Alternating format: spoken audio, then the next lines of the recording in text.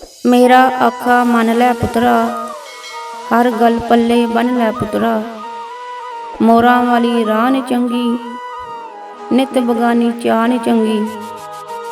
असलों होला दिल नी चंगा, बहुता वड्डा तिल नी चंगा। बहुती खिलड़ी वल नी चंगी, कंडो होले गल नी चंगी। तिरके मारी छाल नी चंगी, बहुती लंबी काल नी चंगी। रुखां थल्ले मच नी चंगा, देर फसादी सच नी चंगा। कक्खां नेरे अग नी चंगी, सर तो बारी पग नी चंगी। बेकदरे दी खूह नी चंगी, बेदो बेदे दी मूँह नी चंगी।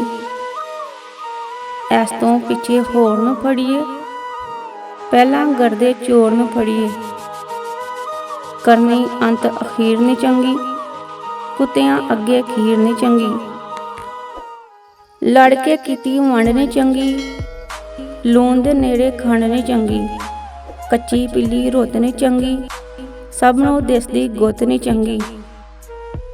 अखां दे विच कहर नी चंगा, जेब विच बड़िया जहर नी चंगा। तू तू ते तकरार नी चंगी, हट ते बैठी नार नी चंगी। जेठ हार दी धुप नी चंगी, मौतां वर्गी चुप नी चंगी। ऐ गल्लां जे भुल जावेंगा, पुत्रा जग ते रुल जावेंगा।